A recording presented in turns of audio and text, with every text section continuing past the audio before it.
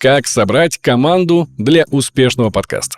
Какие специалисты или навыки понадобятся нам при создании подкаста? Да и как думаете, сколько человек работают над одним выпуском? 2, а может быть 15. Очень часто начинающие подкастеры, запуская подкаст, не до конца понимают весь объем работы, который нужно делать. Что приводит к тому, что, к сожалению, подкаст быстро сдувается. А все это происходит потому, что либо в вашей команде неправильно были прописаны роли и зоны ответственности, либо не были привлечены все нужные и профессиональные специалисты. Меня зовут Роман Лукинов, я больше 20 лет занимаюсь звуком, работал на радио и ТВ, а сейчас делаю подкасты для крупных компаний, поэтому я точно знаю, что поможет вашему подкасту не только продержаться на плаву, но и быть эффективным и постоянно увеличивать аудиторию. Кто же обычно запускает подкасты? Я выделяю примерно 3 таких категории.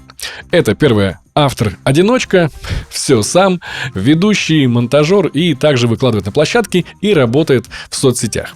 Вторая группа – это команда единомышленников, друзья, собрались по интересам и делают подкаст. И третья группа – это бизнес или компания, которая заказывает подкаст под ключ, либо нанимает специалистов в штат, или организовывает некую творческую группу внутри коллектива. И у всех возникают свои проблемы с пониманием ролей.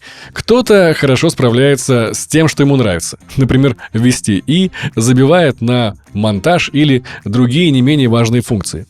В случае коммерческих или бренд-подкастов неправильно прописаны сметы, не учтены все специалисты, что по итогу влияет на сроки и показатели подкаста.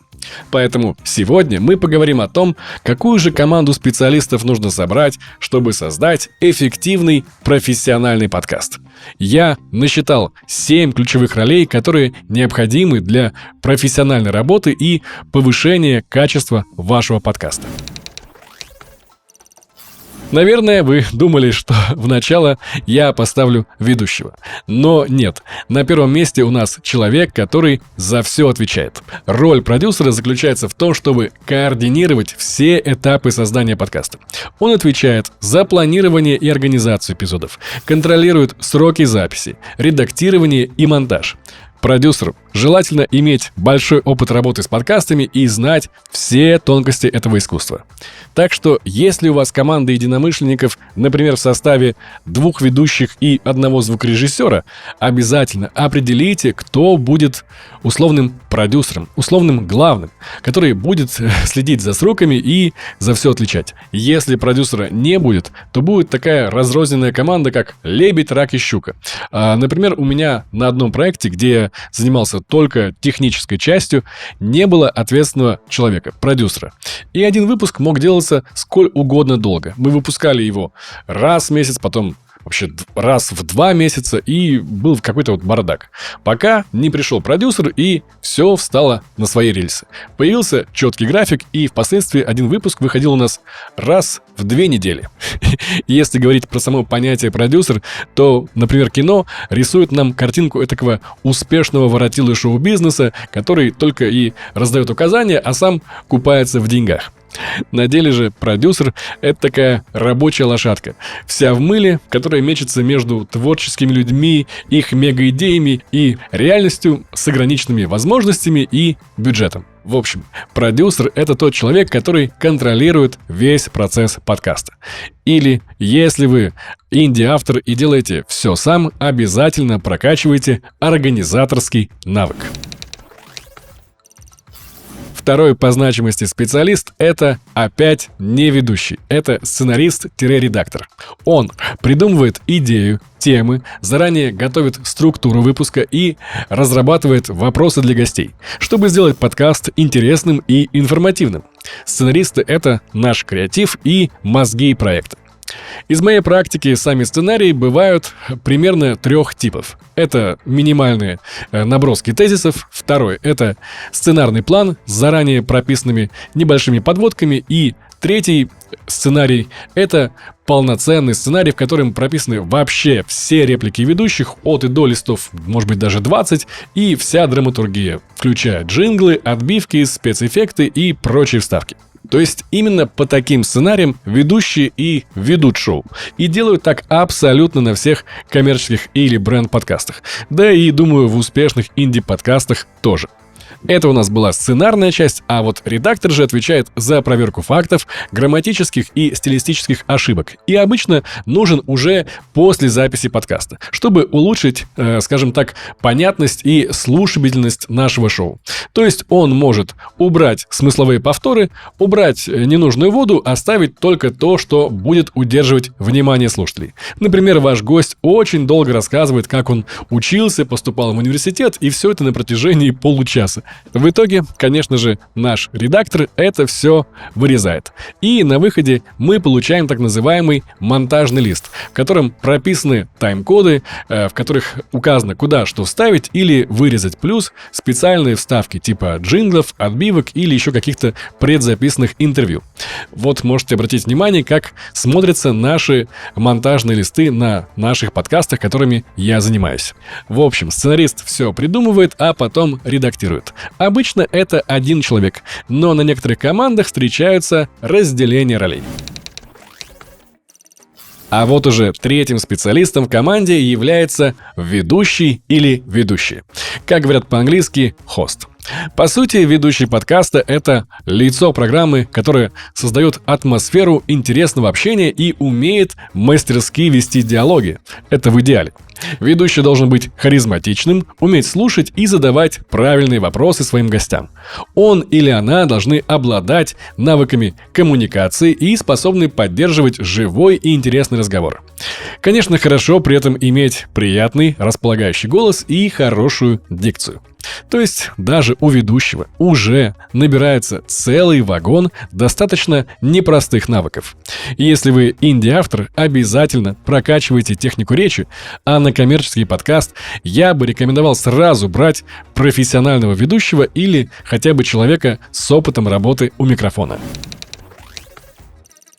Четвертым специалистом в команде подкаста является звукорежиссер. Звукорежиссер отвечает за качество звука в подкасте. Он обладает знаниями и навыками в области акустики и звукозаписи, умеет настраивать аудиооборудование, делать звуковое сведение и мастеринг. Этот волшебник, как иногда называют звукача, отвечает за звуковое оформление подкаста, делает вот всякие джинглы, отбивки, убирает шумы с микрофонов, добавляет музыку и эффекты, чтобы каждый выпуск звучал идеально. На самом деле звукорежиссеров можно тоже разбить на несколько подзвукорежиссеров. И первый — это звукорежиссер записи. Он только запишет голоса. Например, так бывает на студиях. Вы пришли на студию, записали подкаст и получили только сырые, необработанные дорожки. Как у нас говорят, исходники. Второй звукорежиссер постпродакшена, он уже сведет, смонтирует и обработает записанные дорожки. Как раз звукорежиссер поста более востребован, так как на обработку и монтаж прилетает много самодельных подкастов. То есть люди записывают дома или где-то вне студии подкаст и понимают, что надо поправить качество звука, да и монтировать оказывается не так уж и просто. Кстати, о том, как записывать качественный подкаст и какое оборудование понадобится для записи, смотрите видео по ссылке в описании. Ну или пишите мне в личку, помогу с запуском подкаста. Пятый специалист, но не менее значимый, это дизайнер. Дизайнер отвечает за создание обложек, баннеров, логотипов или других визуальных элементов вашего подкаста. Он имеет творческий подход к работе, обладает навыками работы с графическими редакторами и умеет привлекать внимание аудитории к визуальной составляющей подкаста. Дизайнер создает уникальные обложки и медиаматериалы, делая ваш подкаст узнаваемым. И самое главное, ваша обложка должна выделяться на фоне остальных. Это ведь самое первое касание с вашим подкастом. Так что от того, как поработает дизайнер, очень много зависит. Например, на YouTube люди, которые делали кликбейтную обложку, увеличивали просмотры в разы. И это просто за счет правильной обложки. Представляете? Шестой – специалист по дистрибуции. Человек, который будет загружать ваши подкасты на все площадки, следить за настройками и чтобы все выходило вовремя и в срок. Ну и, конечно, следит за статистикой. На самом деле у дистрибутора есть два основных этапа. Первый – это создание первого подкаста на хостинге и первичная настройка на все подкаст-каталоги и прочие площадки. И вот второй этап — это уже систематическая загрузка выпусков подкаста. Но там уже все проходит в полуавтоматическом режиме. С одной стороны, работа не пыльная, с другой — очень ответственная, требует определенной щепетильности. Седьмым специалистом я бы назвал условного рекламщика. Условного, потому что это такой собирательный термин. Маркетолог, он же пиарщик. В общем, человек, с которым вы можете продвигать ваш подкаст и привлекать новых слушателей. Маркетолог занимается разработкой стратегии продвижения подкаста, созданием контента для социальных сетей, анализом целевой аудитории и поиском новых площадок для размещения и рекламы подкаста. На самом деле вопросы именно продвижения у подкастеров стоят особенно остро. Я периодически опрашиваю действующих и состоявшихся авторов, что их волнует, и вот даже вот после первого выпуска на канале общался с людьми, и большинство говорят, что их волнует продвижение. Как донести свой подкаст именно до своей аудитории. Но хочу сказать, что способы есть. На канале моем выйдет еще много видео по поводу и продвижения, и по поводу работы с аудиторией. Так что обязательно подписывайтесь и следите за новыми выпусками. На самом же деле команда подкаста может быть еще более подробной. Например, может быть главный продюсер и продюсер по гостям. Если я что-то упустил или в вашей команде другое распределение ролей, то напишите, пожалуйста, об этом в комментариях. Мне очень интересно, как у вас обстоят дела. А каким же образом это вот все можно применять? Все, о чем я говорил в этом ролике. Если вы создаете подкаст, у вас не обязательно должны быть все специалисты. Вы просто должны научиться распределять эти роли между собой. Если вы начинающий подкастер, хорошо, если вас двое-трое, то прокачивайте эти навыки или разделите эти обязанности между друг другом. Например, кто-то может взять организацию, кто-то может взять творческую часть, а кто-то техническую часть. Это уже сделает ваш подкаст более системным и стабильным, а при слаженной работе точно эффективным и успешным. Ну, а если ваша компания запускает подкаст, теперь вы точно знаете, кто обязательно должен быть на подкасте. Скорее всего, у вас команда разрастется даже, может быть, до 10 человек. Но это того стоит, это полностью оправдано. Или вы можете не терять время, все специалисты у меня есть, разработаем и запустим ваш подкаст. Все ссылки и контакты в описании.